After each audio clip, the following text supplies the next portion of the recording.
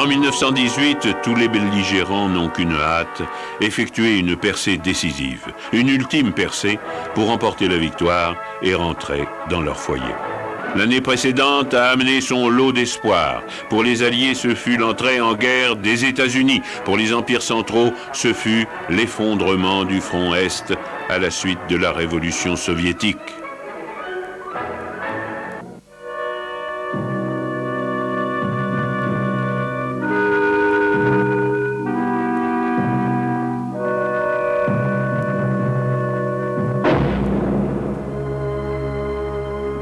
Au printemps 1918, la guerre continue à l'ouest. Un dangereux printemps. Tous les jours, Paris est bombardé par un canon allemand dénommé la Grosse Bertha, d'une portée de 120 km qui tire dans le même axe nord-sud le long du boulevard Saint-Michel. Certains jours, les explosions se succèdent toutes les 20 minutes. Le 29 mars, jour du Vendredi Saint, un obus explose dans l'église Saint-Gervais pendant l'office, tuant 88 personnes. C'est la dernière manifestation de la guerre terroriste allemande. Elle fera dans Paris 876 victimes civiles. Depuis le 21 mars, la capitale est de nouveau menacée par une avance allemande sur un front qui s'étend d'Arras à Noyon. Cette avance rappelle soudain les mauvais jours de septembre 1914. Panique dans la capitale. On évacue les enfants. Le gouvernement partira-t-il de nouveau à Bordeaux? Est-on revenu 4 ans en arrière?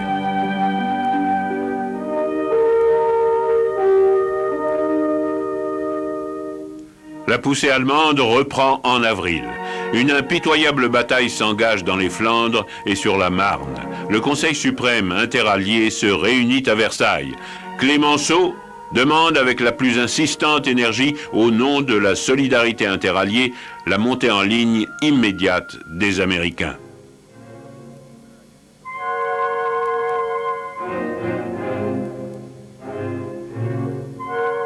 L'Anglais Lloyd George a la mine défaite. Il ne peut promettre à Foch un soldat de plus.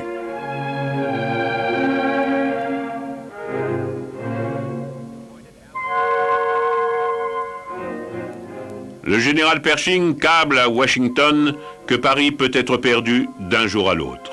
Tous les invités de l'hôtel Trianon à Versailles donnent dans la morosité, dans l'angoisse. Aucun ne se souvient alors que les Allemands, en 1914, avaient déjà souffert de la trop rapide avancée de leurs troupes.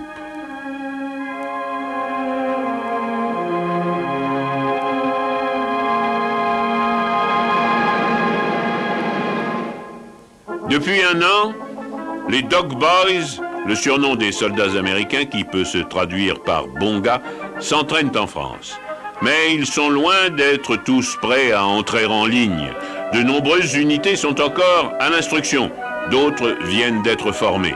Il est grand temps qu'elles rejoignent la bataille. Certaines d'entre elles ont déjà combattu à Boisbelot, à Château-Thierry, le long de la Marne, en feu.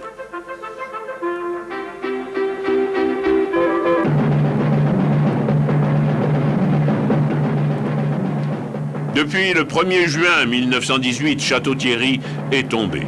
Le général Ludendorff a reçu en renfort les troupes démobilisées du front de l'Est depuis la signature d'un traité de paix avec la Russie soviétique.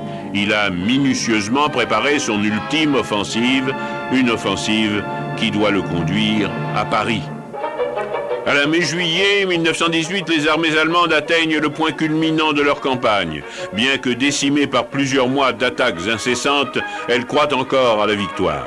Le plan d'attaque est appelé Friedensturm, l'ouragan pour la paix.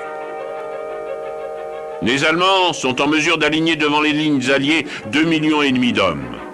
Ils frappent là où ils sont attendus, dans un secteur tenu par une armée française épuisée qu'il semble facile de submerger. Les Allemands veulent percer, feu roulant d'artillerie, vagues d'assaut, grêle de balles et d'éclats d'acier. Mais les Alliés ont trouvé la parade, la défense en profondeur. Derrière les premières lignes, ébranlées, stationnent 4 divisions américaines capables de colmater la brèche.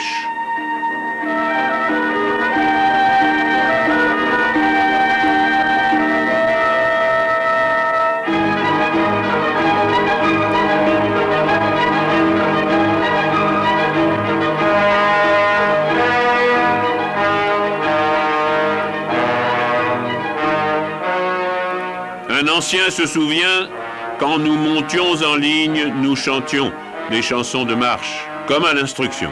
Un autre témoin se souvient de la route elle-même, des villages bombardés, des magasins éventrés, des habitants fuyant les Allemands. Château-Thierry, en arrivant dans cette ville campée sur la Marne, les Américains avaient aussitôt creusé des tranchées comme les Français. Ils ne devaient pas attendre longtemps l'heure de l'assaut.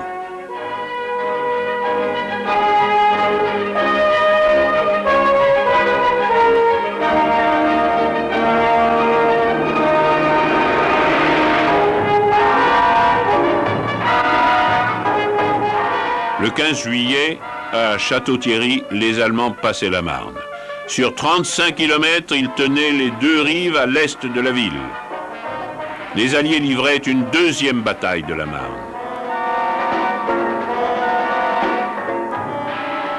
De nouveau, les Allemands étaient à 30 km de Paris. Mais pour y parvenir, ils devaient franchir l'une après l'autre les lignes de défense alliées et les pertes étaient lourdes.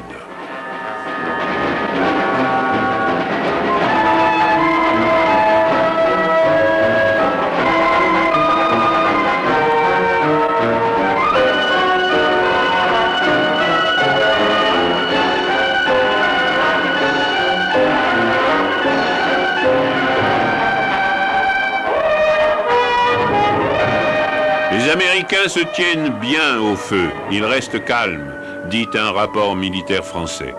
Ils sont tenaces dans la défense. Le 17 juillet, l'effort allemand s'épuise, la retraite n'est pas loin.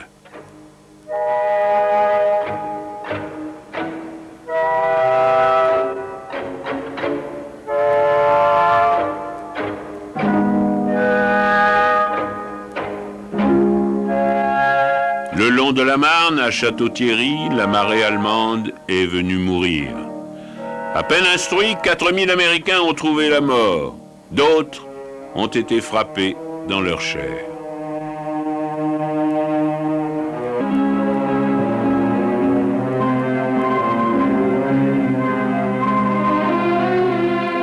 Paris. 1 million de Parisiens ont déserté la capitale. On entend au loin les canons de la Marne, comme en 1914. Les Allemands sont tout près. D'une charge de cavalerie, ils peuvent arriver jusqu'à la Tour Eiffel.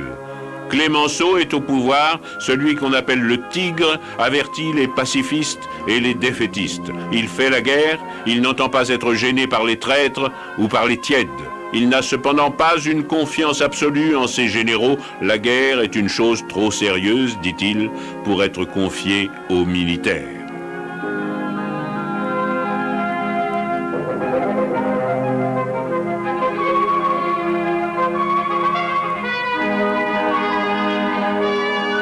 Pétain a dressé le plan de la riposte. Profiter des 2 saillants exposés de l'avance allemande pour les réduire. L'un des saillants, dans le secteur britannique, est du côté d'Amiens. L'autre, dans le secteur français, s'avance sur la Marne. Il ne faut pas attendre plus longtemps, dit Pétain, pour ouvrir une brèche à la charnière des 2 saillants autour de Soissons. Foch décide aussitôt d'utiliser les 2 atouts maîtres qu'il a dans son jeu. Le premier atout, ce sont les tanks dont il dispose par centaines, et le deuxième, ce sont les forces américaines intégrées à l'armée française.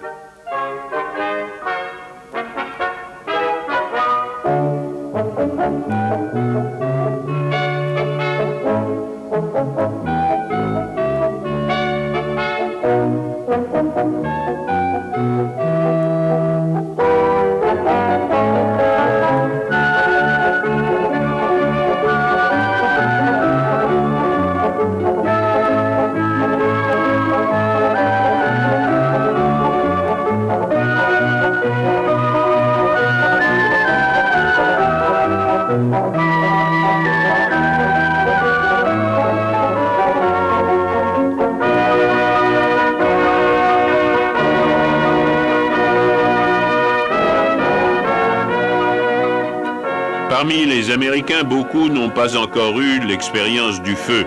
Ce sont les Bleus. Des Bleus qui ont un moral d'acier. La guerre, eux, Ils vont la gagner, pense-t-il. The Stars and Stripes, leur journal de guerre, renforce à longueur de colonne cet état d'esprit et se livre à un véritable bourrage de crâne. Il est rédigé à Paris par des journalistes en uniforme.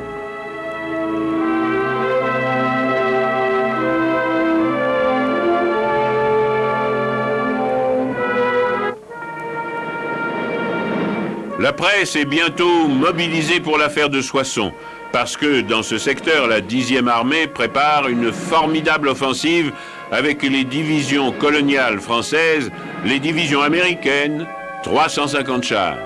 Tous les moyens logistiques se rassemblent. Les journalistes regardent les wagons de munitions, les wagons-citernes pleins d'eau potable, les cuisines roulantes pour la soupe, les caissons d'artillerie et la cavalerie française, notamment ces dragons terriblement archaïques au milieu des chars qui grincent des chenilles.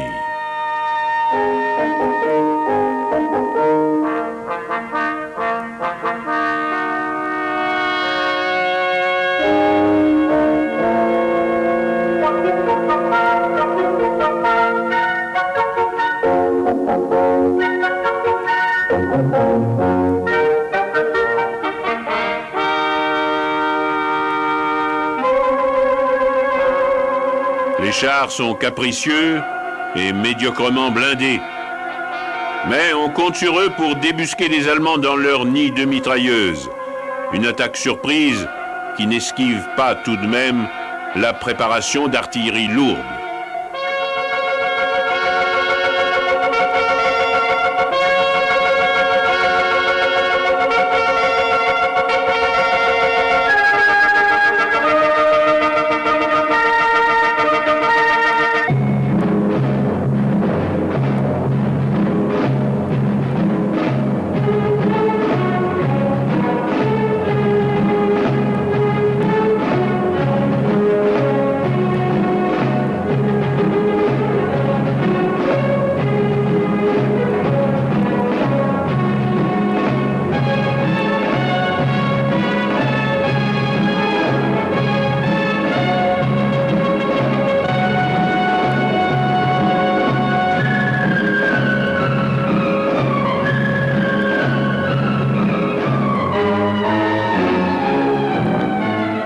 Le 18 juillet 1918, à 4h35, un feu roulant d'artillerie est déclenché. Pour la première fois, la rupture est obtenue grâce à l'emploi massif des chars. Ils précèdent l'attaque de l'infanterie et rendent possible sa progression en réduisant les nids de résistance.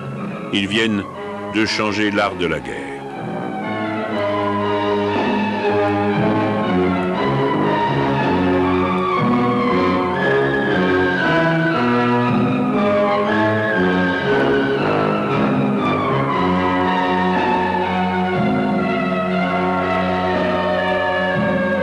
Toute l'aviation disponible participe à l'action. Les Allemands surpris réagissent à peine. Des batteries sont prises avant d'avoir pu tirer. L'infanterie emporte tous les obstacles. Les Américains se dépouillent de leurs vestes pour se battre plus commodément. Des officiers allemands sont pris au lit. Des soldats, alors qu'ils fauchaient les seigles pour aller plus vite, on charge les 75 sur les camions. La bataille remonte vers l'Aisne. Les généraux Mangin, Degout, Demitry conjuguent leurs efforts. Talonnés par les Américains, les Allemands doivent abandonner Château-Thierry. Après tant d'épreuves, enfin, les Alliés voient luire l'aube de beaux jours.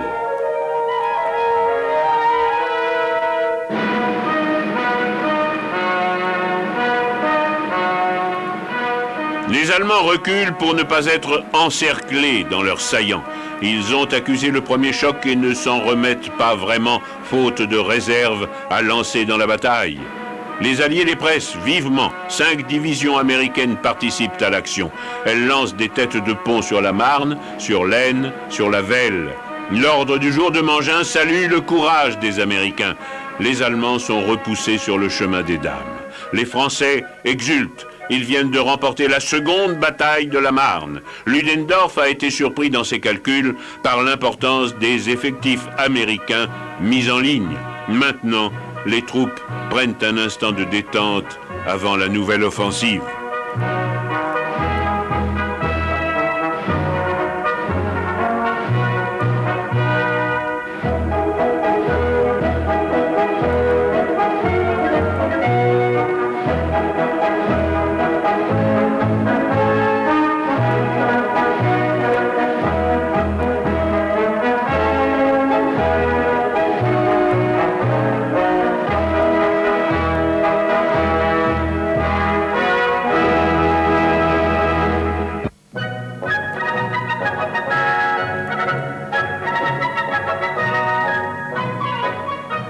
Foch, le commandant en chef des troupes alliées, avait exigé que l'ensemble des forces entrent immédiatement dans la bataille. Le maréchal Haig, commandant les troupes britanniques, ayant essuyé des pertes sévères à la bataille des Flandres, n'était pas convaincu. Mais l'un de ses adjoints, le général Rawlinson, un général à tête de dogue, avait un plan précis. Il prétendait obtenir la percée en Picardie avec sa 4e armée. Il obtient le feu vert de Foch, qui n'hésite pas à soutenir le général britannique, même si la manœuvre est risquée. Foch a toujours été le partisan fougueux de l'offensive. Rawlinson rassemble 15 divisions, 2000 canons, 450 tanks sur un front de 25 km. Rien que pour déplacer l'artillerie, il faut 60 trains.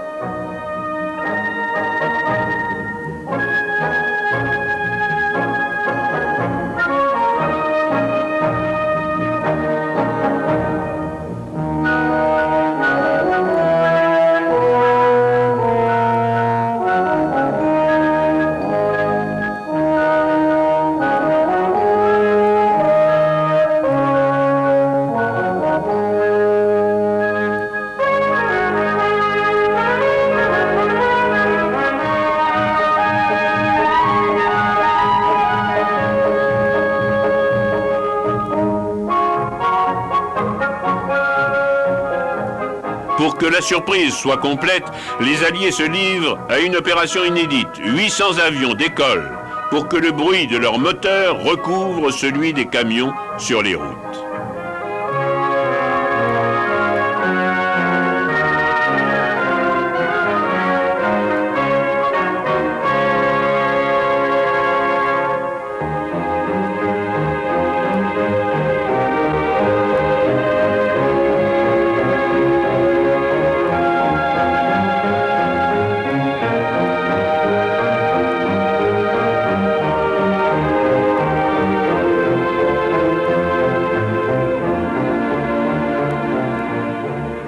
À l'est de la 4e armée du général Rawlinson, près des Canadiens, la 1re armée du général Debeney doit attaquer simultanément en direction de Roye.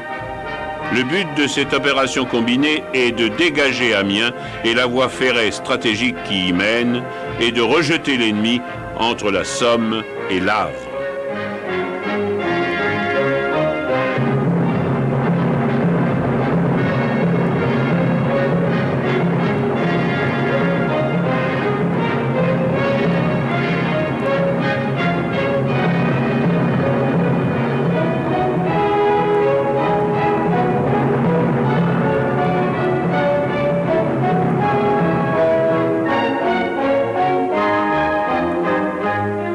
Le 8 août 1918, la charge des deux armées est irrésistible. L'ennemi est complètement surpris par la violence et la rapidité de l'attaque et se replie dans un profond désarroi, abandonnant une quantité de matériel. Les chars fournissent un précieux appui aux unités d'assaut. À midi, les unités alliées nettoient les tranchées allemandes.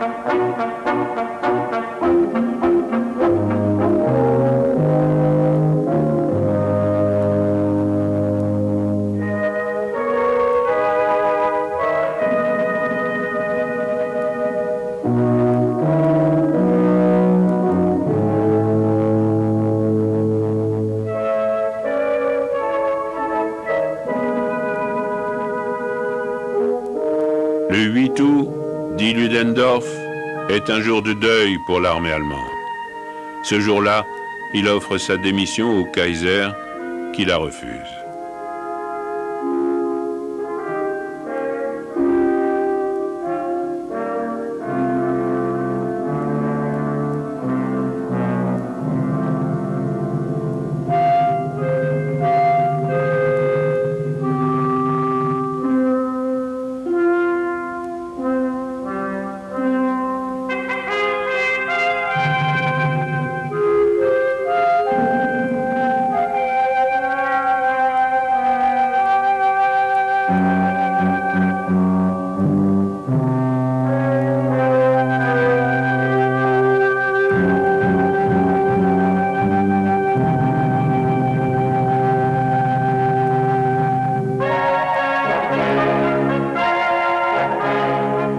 Ludendorff ordonne la retraite et les villes françaises libérées explosent de joie. On oublie tout, les destructions, les bombardements. On ne voit plus que les Alliés vainqueurs. Désormais, l'offensive générale peut s'étendre de la mer du Nord jusqu'à la Meuse. Entre le 20 août et le 28 septembre, la tempête se déchaîne sur un front de 810 km. Le choc est rude, l'ennemi cède partout. On ne voit plus que les Alliés vainqueurs dans les villages libérés.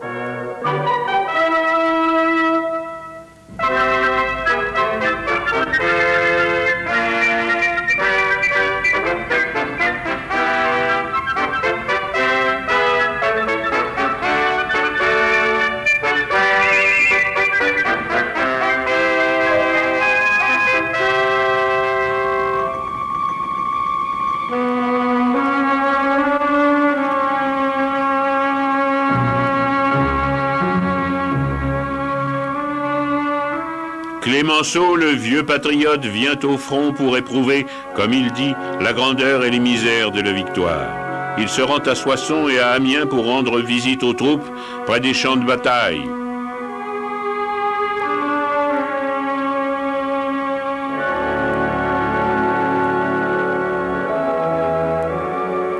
Parlant parfaitement l'anglais, il se rend dans les cantonnements des Dog Boys et s'entretient familièrement avec eux. Le grand homme d'État, farouche patriote, sait tout ce qu'il doit aux Alliés.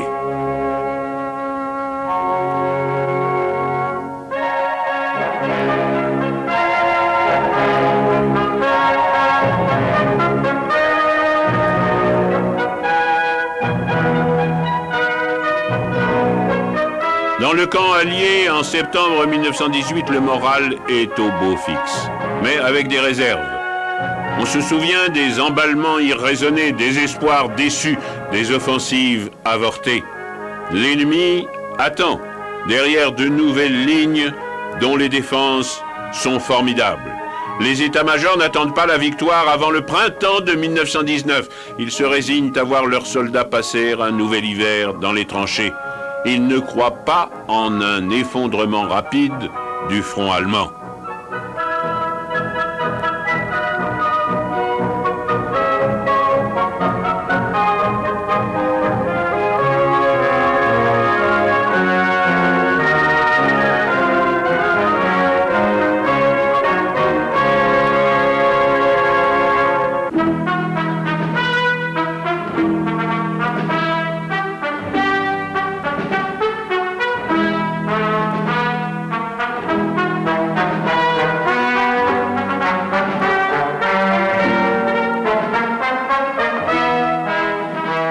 Pourtant, à Berlin, le 2 octobre 1918, un officier allemand entre au Reichstag. Il est envoyé par le général Ludendorff. Son nom, baron von der Busch. Le message qu'il apporte glace les députés.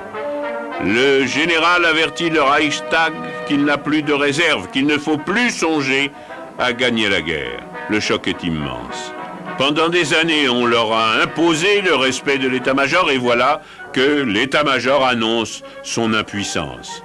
Le Reichstag décide d'envoyer un de ses représentants sur le front.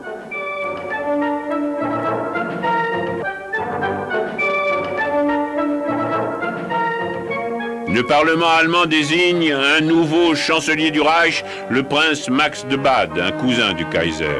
Il est chargé expressément de demander un armistice. Ludendorff pense que son pays obtiendra de meilleures conditions en s'adressant à Washington, sans consulter les Français ni les Britanniques. Ainsi, le prince Max de Bade envoie-t-il sa requête aux Américains. Mais le président Wilson peut-il répondre seul à une offre d'armistice sans consulter ses alliés qui ont fait la guerre pendant 4 ans et subi d'atroces épreuves? Les pourparlers se poursuivent pendant que les soldats exténués subissent toujours la dure vie des tranchées. 4 semaines se passent, ainsi, dans l'incertitude. 250 000 Américains attendent leur embarquement pour l'Europe ou naviguent sur l'Atlantique pendant qu'on négocie. Mais enfin, les canons ne tonnent plus guère, et c'est pour les poilus une consolation, même s'ils se font encore tuer dans des opérations ponctuelles. Voici le quartier général allemand de Spa en octobre 1918. Ludendorff attend la réponse des Américains à ses offres de paix. La réponse ne tarde pas, c'est un refus.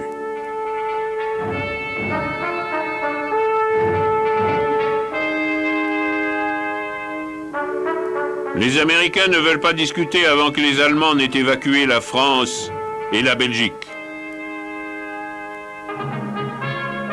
Ludendorff se retourne vers le Kaiser et Hindenburg et leur explique qu'il faut continuer la guerre envers et contre tous pour sauver l'armée allemande. Le vent tourne dans les Balkans, l'armée serbe rentre chez elle et célèbre son retour à Belgrade après 3 ans d'exil.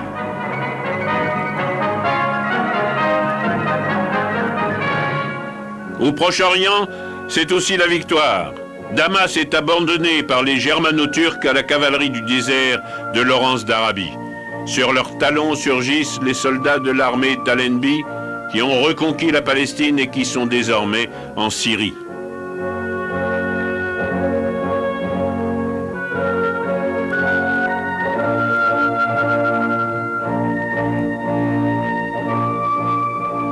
Laurence a installé à Damas le nationalisme arabe en la personne du prince Faisal.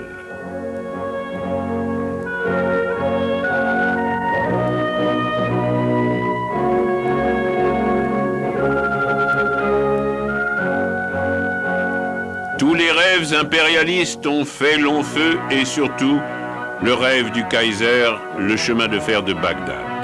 Les navires alliés entreront en conquérant dans Constantinople, narguant les forts de Gallipoli. Les marines franco-britanniques qui, en mars 1915, s'étaient fait tailler en pièces par l'artillerie turque, franchissent comme à la parade le détroit des Dardanelles.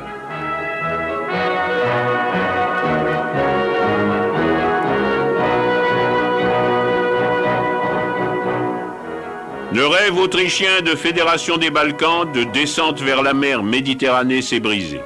En Italie, les Alliés préparent leur offensive dans les Alpes. Ils concentrent leurs tirs sur l'Autriche, le plus faible allié de l'Allemagne. Les soldats de l'Empire, tchèques, slovènes, croates, se rendent par milliers. L'Empire austro-hongrois est en train de s'écrouler de l'intérieur. Les nationalistes tiennent la rue à Prague, la capitale de la Bohême. La République libre de Tchécoslovaquie est proclamée.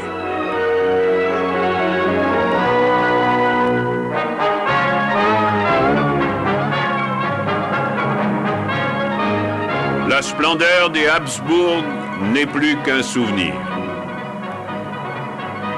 L'Empire se brise. Un aristocrate socialiste, le comte Michel Karolyi, proclame la République libre de Hongrie à Budapest. La défaite touche les alliés du Kaiser, la Bulgarie, la Turquie et l'Autriche, les uns après les autres. Le dernier front qui tienne est celui de l'Ouest. Mais pour combien de temps? L'offensive combinée des Alliés est déjà lancée. Anglais et Belges au nord, Français au centre et Américains dans la région Meuse-Argonne pour prendre en tenaille l'armée allemande. Il n'y a pas de course au Rhin, mais une retraite allemande bien maîtrisée. Une retraite vers la frontière où Ludendorff compte s'arrêter pour négocier la paix.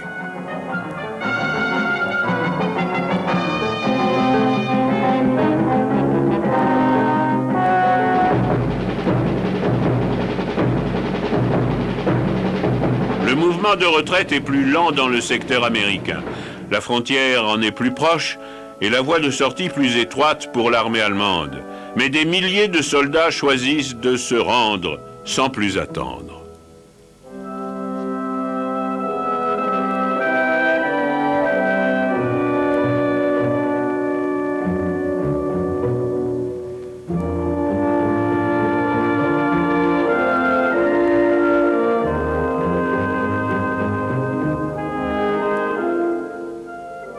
Dans l'armée allemande, les blessés ont des bandages qui ont déjà servi, des sous-vêtements confectionnés avec du linge de table. L'armée allemande souffre encore plus des privations que les familles à l'intérieur de l'Allemagne.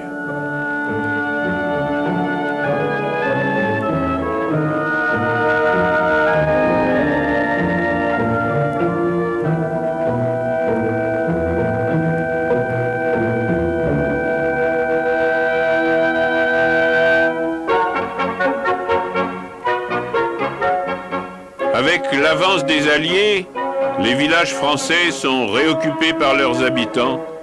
Ils pleurent devant leurs maisons brûlées, bombardées.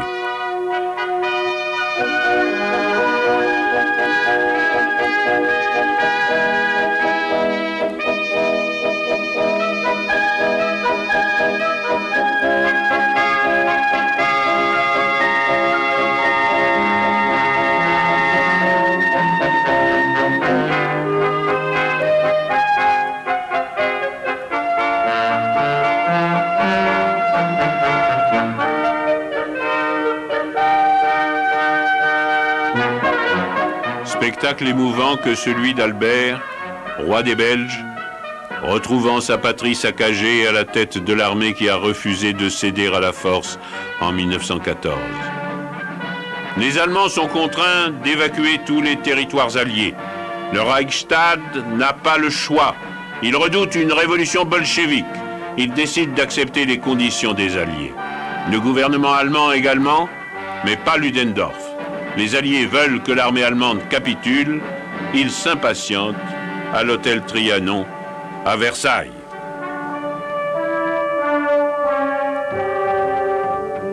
Le colonel House, envoyé spécial de Wilson, ne peut leur donner tous les apaisements qu'ils réclament. Il est vrai que le président américain a formulé un programme de paix en 14 points. Il prétend imposer la construction d'une société des nations faisant régner une sorte de paix perpétuelle en Europe. Ce programme est aussi éloigné que possible de la pleine victoire voulue par Clémenceau. Le président du Conseil français veut obtenir de sérieuses garanties pour la France. Wilson est aussi bien loin de la paix des acquisitions territoriales de l'Italien Orlando ou de la paix des réparations exigées par le Britannique Lloyd George. Ce dernier décide de câbler à Washington. Il demande à Wilson des éclaircissements. Il n'est pas question que les Américains fassent la paix tout seuls. Le 25 octobre 1918, l'oracle tombe. Wilson ne veut pas traiter avec l'Allemagne militaire, avec le Kaiser. Il ne veut plus de monarque à Berlin. Ludendorff engage une partie de bras de fer avec Erzberger, le chef du centre catholique. Militaires et civils se repassent le mauvais rôle. Aucun ne veut signer. Erzberger se décide pourtant à faire le pas. Refusant la capitulation militaire, Ludendorff a démissionné. Erzberger, nommé président de la commission allemande de l'armistice, s'adresse à Foch directement dans l'armée allemande. Le bruit court qu'il a trahi. Dans la nuit du 7 novembre 1918, la délégation allemande franchit les lignes dans un convoi automobile arborant le drapeau blanc. Un clairon français ouvre la route. La délégation grimpe dans un wagon aménagé en bureau dans la forêt de Compiègne pour accueillir les plénipotentiaires. Ce wagon entre dans l'histoire.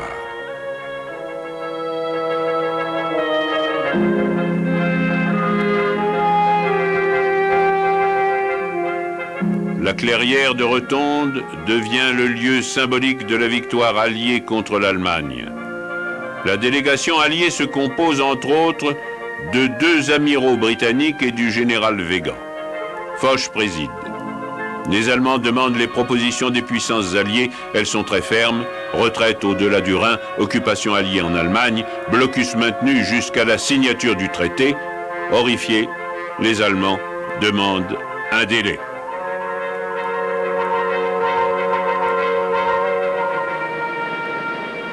Sur la foi d'un bruit de couloir, un journaliste américain annonce prématurément l'acceptation de l'Allemagne. Mais rien n'est signé. Il reste encore du temps pour que les soldats se fassent tuer.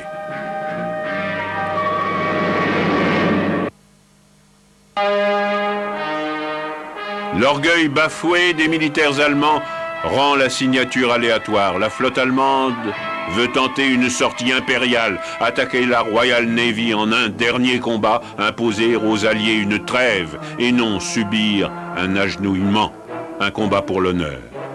Les marins répondent par une mutinerie et hissent le drapeau rouge. Munich, Stuttgart, Berlin même se réveillent avec des drapeaux rouges. On proclame la République dans les rues. Les bolcheviks, les socialistes tiennent le haut du pavé. Était-ce le vœu de Wilson? Les soldats et les officiers allemands demandent tous l'abdication du Kaiser. Périssent les Hohenzollern plutôt que l'Allemagne, disent-ils.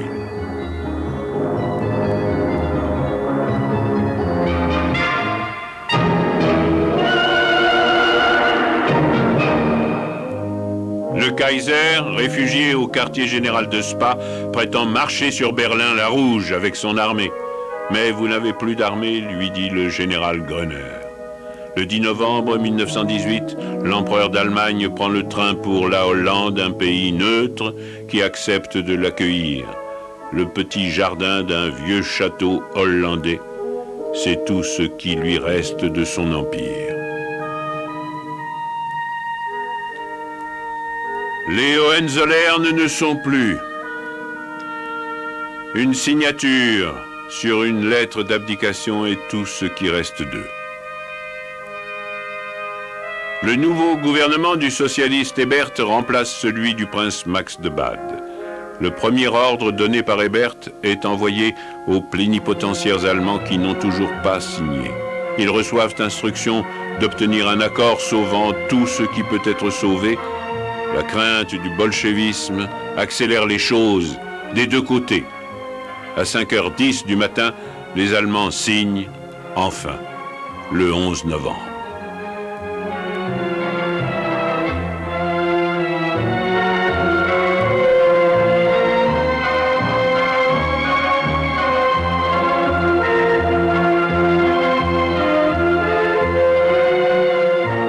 Le cessez-le-feu confirmé désormais est fixé à 11 heures. Il y a 6 heures de guerre en plus. Les poilus dans les tranchées doivent risquer leur vie 6 heures de plus.